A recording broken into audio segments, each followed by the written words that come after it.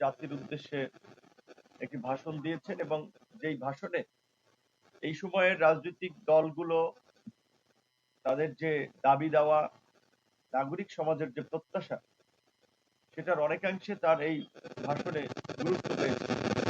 বিশেষ করে গতকালকের ভাষণে আমরা এই গণ অভ্যুত্থানের পর রাষ্ট্র সংস্কারের যে বৃহৎ জন আকাঙ্ক্ষা তৈরি হয়েছিল, তারই পরিপ্রেক্ষিতে যে জাতীয় ঐক্যমত্য কমিশন গঠন হয়েছিল এবং সরকার এবং জাতীয় ঐক্যমত্য কমিশন দীর্ঘ ৮ মাস রাজনৈতিক দল সহ বিভিন্ন অংশীজনদের সাথে আলাপ আলোচনা সাপেক্ষে আপনারা জানেন যে রাষ্ট্র সংস্কারের ৮৪টি প্রস্তাব নিয়ে তারা মোটামুটি একটা ঐক্যমত্যে পৌঁছেছে এবং জাতীয় সংসদ ভবনের দক্ষিণ প্লাজায় আনুষ্ঠানিকভাবে রাজনৈতিক দলসমূহ এই জুলাই সনদ স্বাক্ষরের মধ্যে দিয়ে বাংলাদেশে একটি নতুন রাজনৈতিক সমঝোতার দলিল জাতির সামনে উপস্থাপন করেছিল।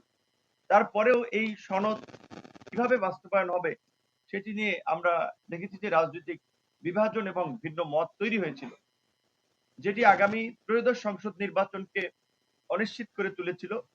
প্রধান উপদেষ্টার এই ভাষণে আমার মনে হয় সেই সংশয়টি অনেকাংশে কেটেছে এবং প্রধান উপদেষ্টাকে ধন্যবাদ জানাই যে তিনি সমস্ত রাজনৈতিক পক্ষকে ব্যালেন্স করে কার্যত এবং সকলের মতামতকে প্রাধান্য দিয়েই এই জুলাই সনদ আদেশ জারি করার একটি পদক্ষেপ নিয়েছেন।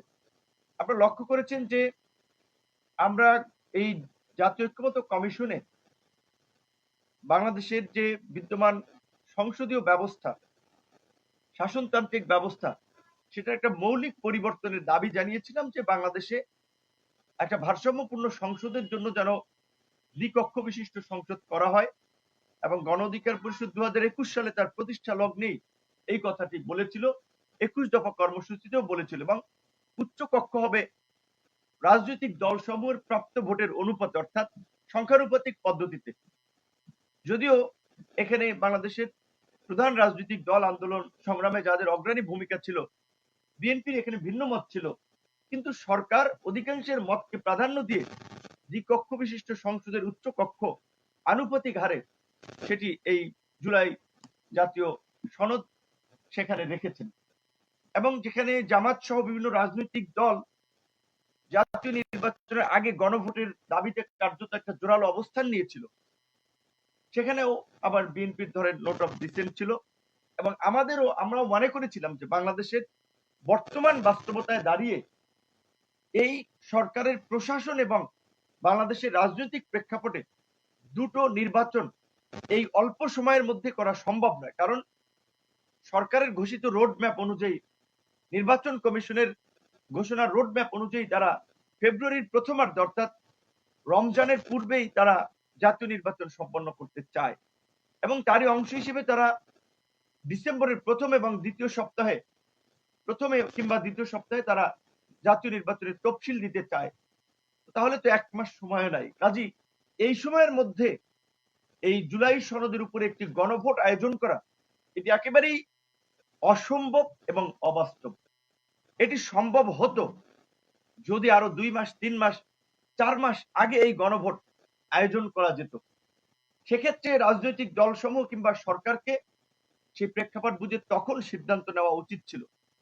এখনকার বাস্তবতায় জাতীয় নির্বাচনটা দেশের স্বাধীনতা, সার্বভৌমত্বের জন্য এবং সামগ্রিকভাবে এই গণ অভ্যুত্থানের শক্তি সমূহের জন্য জাতীয় নির্বাচন এখন অনিবার্য হয়ে পড়েছে।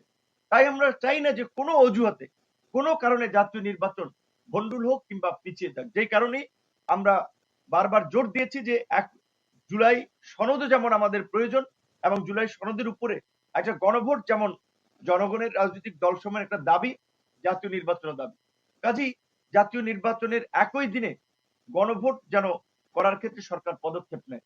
তো সেই ক্ষেত্রে সরকার কিন্তু সেই দাবিটা গ্রহণ করেছে এবং গণ অধিকার পরিষদ কিন্তু প্রেক্ষাপট বুঝে, আপনারা যদি আমাদের বক্তব্য লক্ষ্য করেন, আমরা কিন্তু শুরু থেকেই বলেছিলাম যে এই জাতীয় নির্বাচন এবং গণভোট একই দিনে করাটাই এই মুহূর্তে বাস্তবসম্মত। কাজে ওইদিকে একদিকে উচ্চকক্ষে পিয়ারের দাবিতে অনেকের খুব জোরালো অবস্থান ছিল, আবার এইদিকে আপনার জাতীয় সংসদের একই দিনে গণভোট এবং সামগ্রিকভাবে আমি মনে করি যে রাজনৈতিক দল সমূহের চিন্তা ভাবনাকে প্রাধান্য দিয়ে সরকার একটা ভারসাম্য আনার চেষ্টা করেছে এই জুলাই জাতীয় সনদ আদেশ জারির ক্ষেত্রে এবং প্রধান উপদেষ্টার ভাষণের ক্ষেত্রে। একই সাথে প্রধান উপদেষ্টা ফেব্রুয়ারিতে জাতীয় সংসদ নির্বাচনের কথা পুনর্ব্যক্ত করেছেন, যা সরকার এবং প্রধান উপদেষ্টার নির্বাচনের প্রতি কমিটমেন্টকে আরো পরিষ্কার করেছে।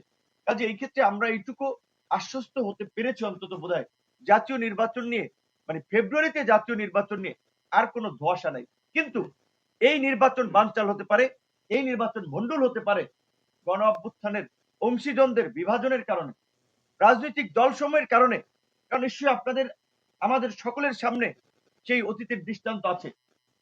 সেই 1/11-এর পূর্বে, নির্বাচনের 11 দিন পূর্বে, যখন সমস্ত রাজনৈতিক দলের নেতারা প্রার্থীরা রাজনীতির মাঠে প্রচার প্রচারণা গণসংযোগে ব্যস্ত, মাত্র 11 দিন আগে কিন্তু 1/11 তৈরি হয়েছিল।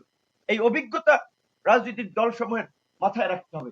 এই মুহূর্তে যদি নির্বাচনের আগে কোনো অস্বাভাবিক পরিস্থিতি তৈরি হয়, যেটা আমরা দেখতে পেয়েছি এই গণহত্যা এবং মানবতা বিরোধী অপরাধের দায়ে অভিযুক্ত প্রধান কালপ্রিট, প্রধান খলনায়ক ভিলেন শেখ হাসিনার এবং তার দোসরদের রায়কে ঘিরে এই 13 তারিখ তথাকথিত লকডাউন এবং তার পূর্বে রাতে জনমনে আতঙ্ক তৈরি করার জন্য ঢাকার স্কুলের সামনে ককটেল নিক্ষেপ, যাত্রীবাহী বাসে আগুন এবং ঢাকার বাইরে বিভিন্ন জায়গায় নাশকতা করা, যেই নাশকতা এবং অগ্নিসংযোগ এই সাইকোপ্যাথ শেখ হাসিনা এবং তার দোসরেরা গত 16 বছর করেছিল বিরোধী দলের শান্তিপূর্ণ এবং গণতান্ত্রিক আন্দোলনকে বিতর্কিত করার জন্য, বিশ্ববাসীর সামনে নেতিবাচকভাবে তুলে ধরার জন্য।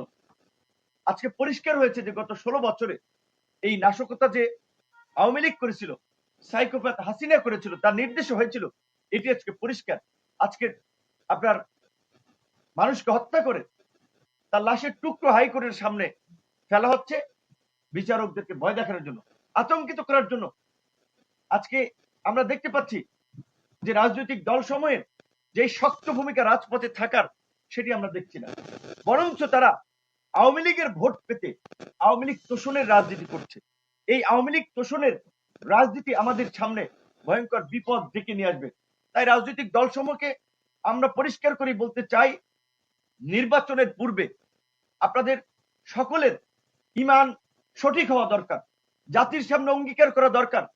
আওয়ামী লীগ এবং তার দোসর জাতীয় পার্টি সহ এই ফ্যাসিবাদের সহযোগীদের প্রশ্নে আপনাদের অবস্থান জাতির সামনে পরিষ্কার করতে হবে যে আওয়ামী লীগ এবং তার দোসরদের প্রশ্নে রাজনীতিতে আমরা বিন্দুমাত্র ছাড় দিব না। আমরা পরিষ্কার করেছি যে যারা আওয়ামী লীগের সাধারণ ভোটার, সাধারণ কর্মী, যারা গত 16 বছরেও জনগণের উপরে কোনো নির্যাতন, নিপীড়ন, জুলুম, অত্যাচার করে নাই, তাদের জন্য সকল দলের রাজনৈতিক দ্বার উন্মুক্ত। তারা রাজনীতি করবে, তারা এই দেশের নাগরিক। কিন্তু যারা গত 16 বছরে হত্যা, লুটপাট, গুম, খুন এবং জনগণের উপরে নির্যাতন, নিপীড়ন চালিয়েছে, তাদের কোনো ক্ষমা নাই। রাজনৈতিক দলসমূহকে পরিষ্কারভাবেই বলবো, এই বিষয়ে আপনাদের অবস্থান পরিষ্কার করতে হবে। অন্যথায় আপনাদের কারণেই কিন্তু এই ফ্যাসিবাদ ফিরে আসবে। আইন শৃঙ্খলা বাহিনীর আমরা এই লকডাউন এবং এই আওয়ামী ফ্যাসিবাদকে নির্মূল করতে দুর্বলতা লক্ষ্য করছি। আপনারা দেখেছেন গতকালকে ফরিদপুরের মহাসড়কে আপনার শিশুদের হাতেও দেশীয় অস্ত্র তুলে দেওয়া হয়েছে।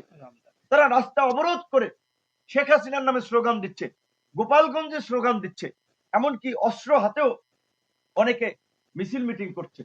আইন শৃঙ্খলা বাহিনীর নাকের ডগায় কিভাবে এটি সম্ভব হচ্ছে? ওই ফরিদপুরে যখন ওই রাস্তাঘাট অবরোধ